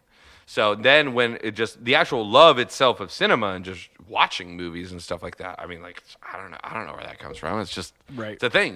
When you grow up in America, like, we understand everything through the prism of movies. You know what I mean? So many people, I think that's where so many people kind of get this pressure about their own lives and where they're at in their life, and like, oh, I should be here and I should blah, blah, blah. Like, we have a very linear beginning, middle, and end, first, second, third act sort of way of looking at things in this country, and especially growing up, because we're all just sat in front of a TV or, a movie theater or whatever when we're kids, and then we just grow up thinking in those terms. And so it's like, to me, I've always been the most hesitant to get into film as an art form and stuff like that, and that's why I'm always like creepily just stalking you guys, and I'm just hovering around like, oh, what are you guys doing? Like, because it's the thing I have the most reverence for, and I'm the most nervous to step into it because like it took me so long. It took me up until maybe a year and a half ago to even realize like, what do you even want to do in film? Like, why do you even want to? Because everybody has like, well, I've got an idea for a movie, or I've got this or that, but it's like, everything I've done in my artistic career in any other field, I tried to have some real purpose, some true, like, this is what I did in this field, and I feel like I left it better than I found it, and blah, blah, blah. I didn't have an answer for that with film, though. And, you know, I directed my own videos and stuff, and I consider myself in the visual field, I'm a stronger editor than anything. I really like editing, and I love the language of editing and how that works. But you know, I just kind of realized like there's not much point in me getting into film if I'm not trying to add something to it and bring something that I haven't really seen in film, or narrative storytelling, whatever you want to call it. And so like now the past couple years that I've started to sort of whittle that idea down and I kind of know what I want to do, now I'm starting to get a little more comfortable with it and to dip a toe in here and there and stuff, because it's just filmmaking and directing movies, it's not a profession. It's 14 professions you have to be well versed in that then you coalesce into one. Yeah. And so it's just like, it's terrifying. It's terrifying. When I hear you and Josh talk about lights and stuff like that, I was just like, oh God, I've made a mistake. I was like, I made a mistake. I have to know this much about lights. So, you know, it's a lot. That's when you find the path that I got lucky enough to figure out, where have Josh around so that you can just be like, I have this idea and the scene plays out like this. Then he'll be like, here's how it's lit. Here's where we put the lights. And then you're like, sick. All right. Exactly. And see, I never had any kind of real visual collaborative partners. I always had musicians. I could fill a fucking school bus with the amount of musicians I've always had just hovering around me. Right. But you guys are genuinely some of the first people I've really met, and my buddy Danny, who I throw the Visioneer Spotlight with. And so I just have so much respect for it and so much reverence for what you guys do too. You know, and also the weird sort of era we live in, and you guys probably feel this a lot, or probably a lot more, but like, you know, we all grew up with MTV. With like MTV that played videos. They played Real World and stuff too, but like, they played videos. And music videos were a lot more culturally important than they are today. Right. And it's been very scary to me to see like, oh, art forms can just go away. You know what I mean? Like, not everything is just guaranteed an endless trajectory into time, you know, because, I mean, shit, look at how movies aren't shown in theaters. You know, look at what happened to cinema just this past year. You know, I grew up, you know, I saw Forrest Gump and Jurassic Park in a double feature at a drive-in movie in 1993, and I slept through most of it because I was so young. But it's like, that is a thing that I don't know that people are going to get to have memories like that anymore. Is watching something on Netflix the same? Is just pulling up a video on YouTube the same as seeing it on TRL? You know, it's weird to me to see how sort of like the way the table's set and the way that the plates look and the napkins laid out has a lot to do with how the food tastes. You could cook the same meal, but if it's in a gross room and the lighting isn't right and blah, blah, blah, blah, blah, like that's what being older taught me too, is like the way you deliver something, you know, the time you deliver it and all of that kind of matters too. You know? So you brought up food, so I want to make sure that we transition to that as well. That's another thing that I want us to talk about. But really quick, you know, we're talking about the cultural impact of these things, and you know, as a person who also shoots music videos, right, I have openly been telling artists, you don't need this music video. You really don't. If you want to do it, awesome. Let's make it great. Let's tell a rad story. Let's make a cool visual, whatever it is. But you don't need this. You don't. You just don't. I'm sure the financial department loves that. Right? When you're just like, look, you don't need this video. Like, they're like, bet, we'll go somewhere really? Now, my question for you is, like, do you think that, yes, clearly the big picture is like, well, yes, culture's changing. The way we ingest entertainment is changing. How much of that do you think is like a blend of like, is it like social media, or is it also people's attention spans changing due to all of that? Like, because it's not like movies and shows are getting worse, or there's like bad things or bad music videos are being made or anything. But every year a movie like Parasite comes out, or like there's always an indie breakout hit every year. The film industry itself is a little more stable, I think, than most. I think honestly what we're seeing is sort of the effects of the attitude of living in a post-history society. The thing I noticed the most about young people that grew up with social media is not that they're on their phones all the time, or not that they're glued to it, or they can't have real emotions without likes on their Facebook, but they don't really have a lot of reverence for history. And there's so much coming at them all the time that they don't even have the time to get bored and look back like a lot of people my age did growing up. There's so much now that you're not worried about anything else. Yeah. And so that is going to start to unravel the fabric of cultural institutions that last generations and last dozens and hundreds of years. Like, why are the fucking Oscars important? Are they? The only reason the Oscars are important is because Citizen Kane won an Oscar. And The Shining won an Oscar, and it's a legacy. It's a thing that it's chained to itself. But as time goes on, those chains are being broken, and they're being reorganized into new things. But I know for a fact that I grew up with a very romanticized view, the way that like a lot of our parents grew up with a romanticized view of like World War II, whatever their era and stuff. I have a very romanticized view of the 90s and what culture was like in the 90s. And culture was fucking insane in the 90s, by the way. When you look at the music realm of things, it was when shock culture and shock tactics were kind of used in music more so than ever. The era of Marilyn Manson, of Dr. Dre and Eminem, of nu metal and stuff like that. And culture and music felt revolutionary, and it felt dangerous. And also the late 90s, a lot of people don't remember the sort of new British boom in the 90s, and Oasis being huge, and like British culture was kind of becoming a thing again too. And it was very reminiscent of what things were like in the 60s when fashion was about new. A lot of times fashion is about calling back to something 20 years before and kind of redoing it. But sometimes it's like postmodern stuff of like, we're just doing all new stuff. And the 90s felt very much like that. The 90s felt very much like, this is going to be great forever. We're always just going to have like new Britney Spears videos and super cool stuff. And then like September 11th happens. Boom. All news is just politics now. Everything is serious. All movies are anti-war movies. You know what I mean? Like everything just changed after that. And then simultaneously the internet starts getting bigger and bigger. But if you're really looking at like how we live in now, the history of the society that we live in now basically starts in 2010. You know what I mean? Like we are living in an entirely new realm of what things really mean and what they are. And so like as much as I love watching documentaries about CBGBs or, like all of these old sort of cultural things, like they just don't matter anymore.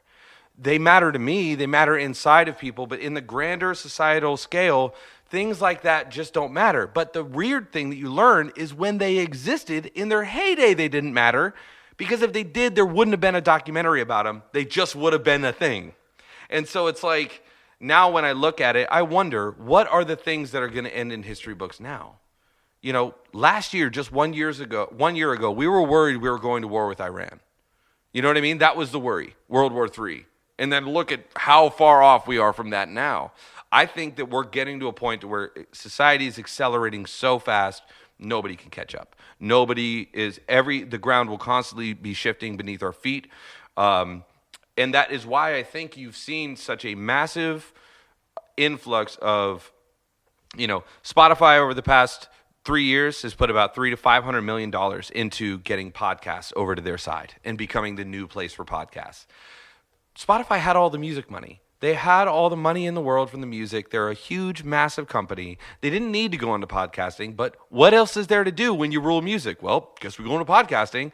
And then think about what they're going to do after that. now that they stream video on Spotify, well, what, you think they're going to stop at Rogan? No, they're going to go and start producing their own shows because they have the money to do so, because they want to get into the Disney Plus, Amazon game and all that. So not to go off on a huge tangent and stuff like that, but there has been, 90% of all the media that we consume, whether you read it, watch it, listen to it, anything, it is controlled by the 5 same companies. There are 5 companies that control 90% of all what we know as culture. And the thing that, you could choose to watch My Modern Life, or you could choose to watch True Detective or whatever it is. Yes, we have choice in the products we consume, but we really don't have choice in where our money actually goes, because ultimately it's all going to the same 5 places. And that is the real danger to me, because then once the money gets funneled upwards to the same small amount of people, then there becomes that same small amount of people are the people that ultimately determine what gets seen or not. You know what I mean? Right. What news stories get told, what movies get released. You know what I mean? Like, look at what happened with Mulan in Disney Plus. You know what I mean? They spent all this money trying to make this movie and trying to make it palatable and pleasing for audiences and stuff like that, because films have to do well in China and they have to do well in America now, at least if you're a big blockbuster film. But then come to find out, well, they shot the movie in a place of China, like about 2 miles down the road from a bunch of concentration camps that they had for the Islamic population of China. And they have these huge re-education camps where about 2 million people are kept. Then it comes out, the lead actor of the film, she is super pro Hong Kong police and like speaks out against the protesters. It's just a perfect storm of everything going wrong in this movie tanking. But it's like, all of those issues affecting that movie only happened because of the bigness of the movie attached to a big company like Disney. You know what I mean? So now so much of what we see about art is not about the art. It's about the story surrounding it, how much money it made, how much, whatever. I just think that we don't have enough kind of spirit of the teenager just scribbling on the desk. You know what I mean? Writing fucking AC/DC or whatever on the, we don't, I think society is losing a lot of that because we are more connected and we are kind of more of a hive mind than we used to be. So like that, that's my old fogey rant. Dude, I love it. And I also hate that I'm about to make us do a 180 on the subject here, because I want to hear where cooking happens. Where does that, because we've talked a little bit about it with the little bit of work that we've done with the cooking web series and stuff. Whether, I mean, this will probably be out before that's out. So hey, spoiler folks. But where does that pop up? Because you're a cook. You can cook food.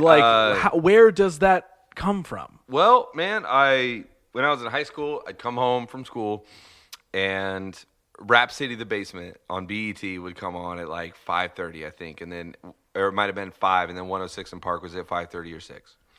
So I had to kill 2 or so hours of time, and like by that time, MTV was just showing like annoying shit I didn't want to watch. So the only thing on TV that was like even somewhat pleasing to watch was the Food Channel. So I was like, all right, cool. Saw Giada De Laurentiis and In a Garden and like all the regulars. Who, by the way, are all still the regulars like 20 years later on the Food Channel. It's mind-blowing to me. Like, I had talked to this girl I was dating at the time. I was trying to convince her and her friend to, like, watch the Food Channel. And I was, like, telling them about all the old people. And I was like, oh, I'm sure it'll be way different now because I haven't seen it in forever. And I turned it on exactly the same. Exact same shows. Exact same people on the shows. They're just a little bit older. Incredible. But no, and then out of high school, I never went to college, so I was just kind of bouncing around restaurant jobs for a little while. So I got familiar in a restaurant kitchen, but like I always just liked food, and I always thought it'd be cool to like be creative in that way. And then like I just worked in restaurants, and I work in a restaurant for a guy who was like a real chef, and he used to work for Wolfgang Puck, and so he just taught me a lot of stuff about food. And something's got to break the ice with you when you're a food person that shows you like, oh my God, there's a whole world of food out here. And like, I don't know I don't have the story of like what it was for me or anything like that, but it's just like when you see real food and like watch it get cooked and you're like, oh boy, and you taste it, like, and then you realize how easy it is to do if you get cooking. That's when I was like, oh, there's no going back. Now, keep in mind, there's still plenty of nights of ramen noodles and other stuff like that because, like, when I'm in a mode like how I am now, where I'm just in full-on booking mode, I wake up at 8 on the dot, and I'm just chained to the computer, I resent the fact I even need to eat. Like for the past 3 months, every time I get hungry, I'm just like, again. I have to stop doing this and go do that? Again, yeah. And, but yeah, I don't know. I just liked food, man. I just had roommates that cooked a lot, growing up too, or growing up, but when I moved out, my roommates are kind of into cooking and stuff, and so I just sort of kept watching it, and then I fell out of love for cooking for quite a while. I always did at home though, I was always just because I liked buying groceries too, going to the grocery store, buying I always tell myself I got $60 I can spend, not spending a penny over, and I can really eyeball a cart. And know to where if I'm on my way to the register, I'll find those 2-3 things, throw them out because I knew that was going to be too much. And then I get there and it's always within a quarter of what I thought. But I don't know. The reason I like cooking is because it's not something I'm actually super passionate about. I can sit here and talk to you about recipes or ingredients and all that stuff, and it'll seem as if I'm passionate, but cooking is a very meditative, back of my mind, I don't think much about it thing. I just like doing it. Now, sometimes when my brain is turned on in a cooking mode, then I'm scouring the internet, looking for new recipes, looking for interesting stuff to make, trying to challenge myself. But that's very few and far in between because cooking is my only real hobby. It's the only part of my artistic brain that I haven't tried to monetize or make a career in some way or whatever. I just love cooking. It's just fun, man. It's just, and the puzzle of it too. I love cooking when I don't have enough ingredients. When you got to figure something out and problem solve or substitute this for that. Because really it just came from living on my own and being dirt poor. And the girlfriend I lived with at the time, her mom could really cook, so she knew some recipe ideas. So I was just I can't afford to go out and eat the food I want to eat, but it is cheaper to buy groceries. So I just sort of had to learn that way too. Well, the thing that I appreciate about you as a person and doing all of these things is that I really do think that there's a common thread with everything that you do, that you fully absorb into what it is you're doing. So even if it is a hobby like cooking, I mean, when we were filming, I mean, you have the meaning of the food and the reason why, and not just the practicality of making it. It's not just the steps. You dive into the history of the food, and all these things. And keep in mind, I was prepping for episodes of a cooking show. Of course, but you cared to do that. Yeah. You know what I mean? Yeah. And I mean, because there's things that I do that I don't dive that heavily into. Yeah. I just got my base level, this is what I know I'm going to do and why, and it's going to organically happen, whatever it is. But that's one thing that I can really appreciate about even just hearing all of this stuff now that we've talked about all the things, unless there's something super secret that we haven't gotten to. All the things that I'm aware of, at least, there is a common thread that no matter what level of interest you have in any of these things, whether it's being a musician, being a promoter or a booker, or a cook or anything like that, you really dive into that culture and that world, and you allow yourself to absorb what that is. It's not just yes, it is like we were talking about at the beginning of the episode, I just love to do things. I love to try things. I'm not going to deny myself trying something. And I'm sure there's things that you've tried that you were oh, I can't do that. And I failed. Saving money. Yeah. and that's it. Yeah. And that's why we're not getting to the financial part of this podcast. Honestly, though, when you put it that way, what I really think it is, and what I really think the juice for me is getting to talk shop with people. Getting to talk inside baseball with whatever field or interest I'm in. Yeah. It's not enough for me to just like the stuff. I want to talk to the people that make the stuff and know what I'm talking about. Yeah. And be in the room and be welcome in the room. I feel that for That's sure. a very weird social desire or need that I've always had, that I love. I just did a live stream with the Warren Flints, and I love that I could just talk to them about touring. They're a big touring band, but I've been on tour, so we talk touring stuff. That is honestly one of the most fulfilling things I get to do in my career, is just and I'm at least glad that if I run into a chef, there's a 90% 95% chance they're way better at cooking than me. But I still know what I'm talking about with food. Mm-hmm. You know what I mean? Like I know the difference between pancetta and whatever the other guanciale and stuff like that. You know what I mean? Like, but I just I've always liked that. I've always liked getting to talk shop with people who are talking shop. I really think that's the main thing. Also, my real name is Lucas, and I chose the name Sam Rothstein because of the movie Casino. Yeah, okay, yeah, that was a thing, a bombshell that you dropped earlier, at least on me. So you just chose, do you like the other name better? No. I needed a rap name. Okay. You know what I mean? I won't say my middle and last name because I people are always like, well, are you afraid? And I'm like, yes, I don't want all my personal information on the internet. Like, I just don't want that. But no, it really came from when I was trying to pick a rap name. You know, at the time in 2012, mobster names were coming back. You know what I mean? Or sort of like regular type names. You had guys like Danny Brown or, Rock Marciano or whatever. Like mobster names are sort of coming back. But I didn't want a mobster name. I wanted a mobster name, but not one of a dude that was like a killer. And so like I had just seen Casino recently, and like that movie connected with me so much because of what was going on in my life. And I felt really, really close to the character of Sam Rothstein. And for some reason, too, like it was like a lot of it was still unknown, but I was like, I think that might be the name. Because it was also obscure enough that not a lot of people would know where it's from.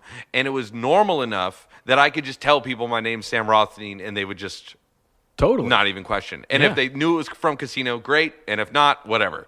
And so I used to have a rolling policy of every third person that would ask me if that was my real name, I would tell them it's my real name. Huh. And then the third person I would lie, and the second person I would say Sam is my real first name, but Rothstein wasn't my real last name. But now, like, the cat's totally out of the bag, but at least once a week I shatter someone's whole image of me. I love that. When I tell them that. That's so good. But every 2 years or so I watch Casino again to see if I can get new stuff out of it and to see if it still is relevant in my career and if it still connects. And I just watched it a couple days ago after getting the Scullys gig because I was like, oh, let's see.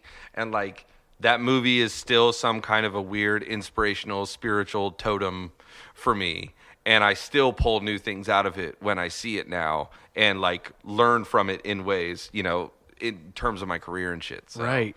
Film has just always been there. It's just always a thing. Well, you might have been inspired to take the name from something else, but I will say you've made Sam Rothstein yours. I do appreciate that. I definitely appreciate that. You are.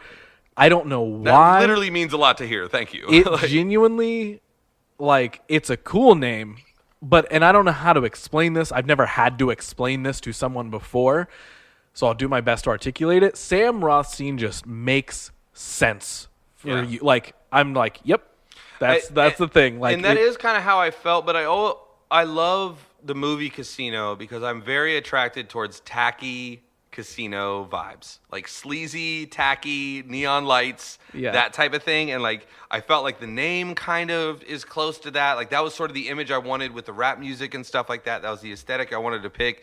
Now that I've gotten out of rap music and I'm in a lot of other things, like at some point it just became easier to tell people my name is Sam rather than, my rap name's Sam, but actually my real name's because after I would have so many rappers tell me that, I'm like, I don't give a fuck what your real name is. Tell me what your rap name is. Right. What is the name that you picked? Right. And the one thing I want to say, because I'm not going to talk too much longer, I'm gonna kick myself off the podcast. The one thing I want to say to anybody trying to get into any kind of artistic field, there is a lot of power in choosing your own name. And it doesn't matter what you do. It doesn't matter, the director MCG, I don't think MCG is his real name. I don't. But it's like, that's what he chose. That's what he wanted to be known as. And when you choose your band name or your rap name or whatever it is, there is a ton of liberative? I don't think that's a word. There's a ton of liberation that can be found in choosing your own title because your name is the first time in your life that you didn't have a choice. And that happens to you thousands of times after that. But the very first time a choice was made that deeply impacts your life, that you had no say, control, or input in whatsoever, is when your name was chosen. And to me, the artistic journey and experience is about reversing that notion and getting out of that and getting closer to the person that you were supposed to be. And choosing your own name is a really good doorway into a whole new world of possibilities. I was never able to have the courage to do 90% of the things I've done as Lucas. Lucas was afraid. Lucas was scared. Lucas was too weak. Lucas did that or this or that. Sam, though, Sam could walk through the door and be that person. Sam could have that kind of confidence and blah, blah, blah. And they would fight. They would bump heads. They would sometimes switch roles and they would get jealous of each other. But ultimately, there's a lot of power in choosing your own name and being the person that you imagine yourself to be. So I think I'm going to close on that. Dude, I love that. I love that. Yeah. So a couple last things Okay. when we officially wrap up here. Okay. One, we don't have to take like the deepest of dives, and you can explain this however you would like. We've talked about the journey. We've talked about all the different paths, how they've all intertwined, all the things that have led you here right now. The whole idea of this podcast, talking about the sides of stories that people don't get to hear. What would you say, looking back at the journey up until now, if you want to share, what was the hardest part of that entire journey, and how did you get through it? You know, there was two times. The one time, I don't even know if I should talk about this, but I will. Because it's one of those things that, like, I tell myself, like, stop, don't be so vulnerable, don't talk about shit this personal. You know, that's what your mind tells you. But then there's also that extra layer I have that it's like, yes, but if I'm vulnerable and if I talk about the thing that hurts the most, it might help somebody. It was 2017. Me and my girlfriend had just broken up the night before. I go into work. I see that a guy who I consider to be a mentor, even though if he didn't know it, but a Columbus rapper named Ness Words.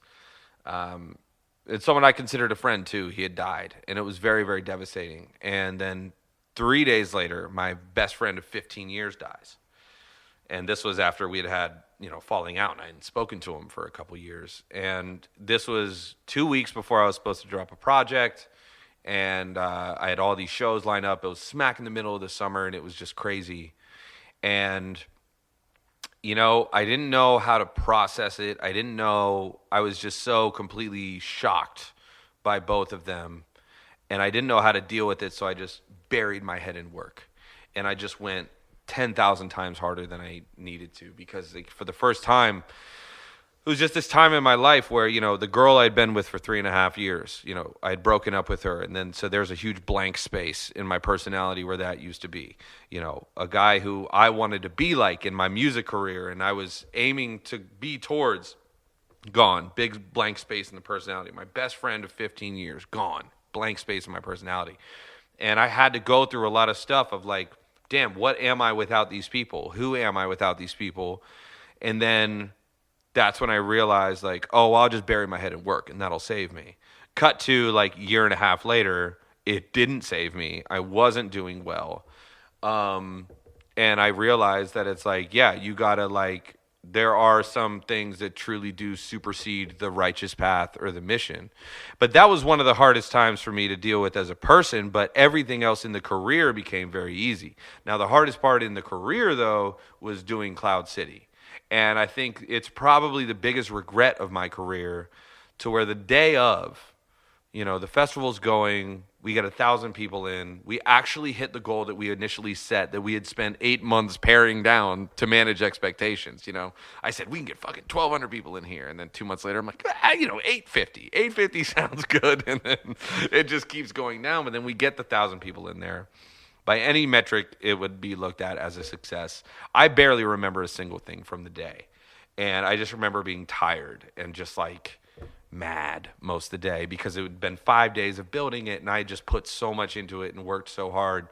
And, I'm looking around, there's this girl, this model on stilts twirling fire in this huge spectacle, and people are dancing, and like verifiably people are going to get laid that night, have the best night of their life, all this other stuff. And like, I knew for a fact I was the saddest person in that room, or the most unhappy. Sad probably isn't the right word. But that was the thing that I regret the most, is that I didn't let myself just enjoy the day. And that was the hardest thing to come to grips with, of just like, damn, I really cheated myself. And I really harmed myself by just thinking like, well, it's not about me, and it's about you got to work and blah, blah. And so going through that whole process, because we had to change the date, like there was a whole lot of shit that went into Cloud City. But that was definitely probably the hardest thing I've ever had to do. You know, coordinating 300 people. You know, that was just the staff of the festival. You know what I mean? Because the festival itself, it's not like we had 2 stages and fucking jam bands and bead necklaces. Like, we had a whole movie theater, a comedy club, we had a yoga place, we had an arcade, we had all types of stuff, all different, a skate park. We had a quarter pipe built, all this different stuff from all these different worlds, that I had to coordinate and stuff. And so it taught me so much, and it gave me a lot of good tools, but I really felt like I robbed myself of a memory that I really could have had for the rest of my life. And the only real memory I have of it is looking around and saying, I'm not making this a memory right now. Like, this sucks. And so that was probably one of the hardest things I've ever had to do. But also, I guess now, chapter 3, like, keeping a venue open during COVID, like trying to throw shows during COVID, trying to convince people to come to shows. That's definitely very hard. But like, as far as the stuff you don't hear is how much of my own sanity and happiness I've sacrificed to try and give people a good time. But that's something that like is a bad thing, and I don't want to do it anymore. I feel that. Yeah, for sure. Well, dude, I appreciate you sharing that stuff. Thank you. Appreciate you having me on here. You've shared so many amazing tidbits, and dude, this has been such a good freaking episode. Like, thank you so much. I love doing podcasts, man. Dude, I literally never turn down an opportunity to talk about myself. So. I'm so happy. So you've shared so many pieces of advice and thoughts and opinions and all that sort of stuff. So I wrap up every podcast the same way. So one last question. Your time for thoughts, opinions, and advice. Throw it out there. So right now, I want you to pretend like that microphone that is sitting in front of you is connected to everyone in the world. Where they're at doesn't matter. Language barriers don't matter. They can understand what you're saying. Everyone, everywhere. Their ears are glued to your voice right now. You have an opportunity to say something to everyone. What is it that you're telling them?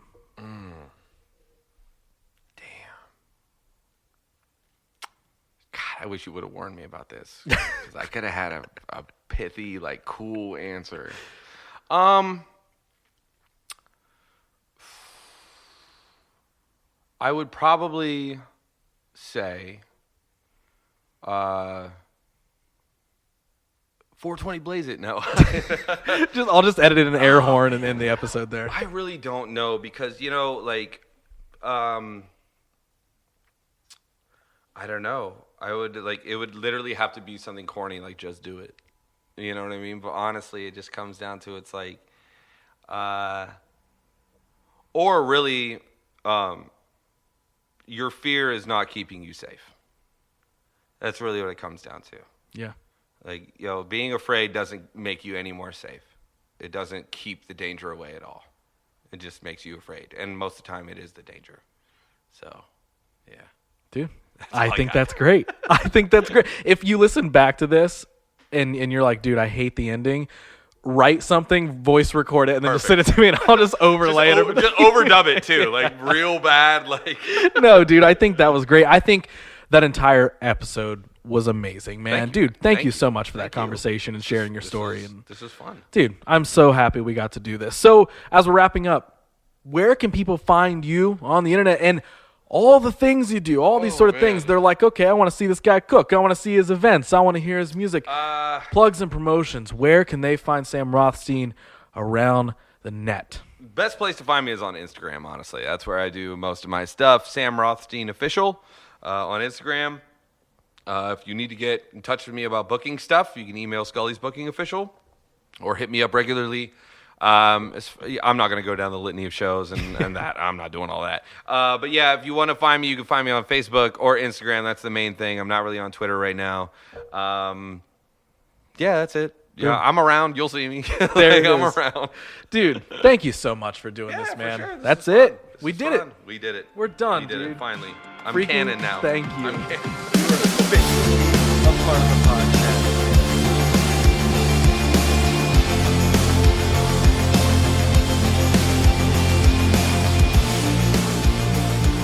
Bang! Another one in the figurative books. That conversation was a ton of fun. I know Sam jokingly noted in that talk that he doesn't like getting all motivational speaker-esque, so to speak, but honestly, I think he's great at it, right? You just heard him. I'm sure you probably feel the same. I think he shares a ton of good perspective on things in this episode, and I'm glad I got to give him the platform to do that on. He's someone, as you heard, who often gives so much of himself and his energy to giving other people platforms to express and enjoy themselves. And he does a great job at that. So I hope that I did a good job of making him feel like he had a platform to truly express himself and his thoughts and feelings and his story, and give some of that back to him here and letting him share everything that he did on this podcast.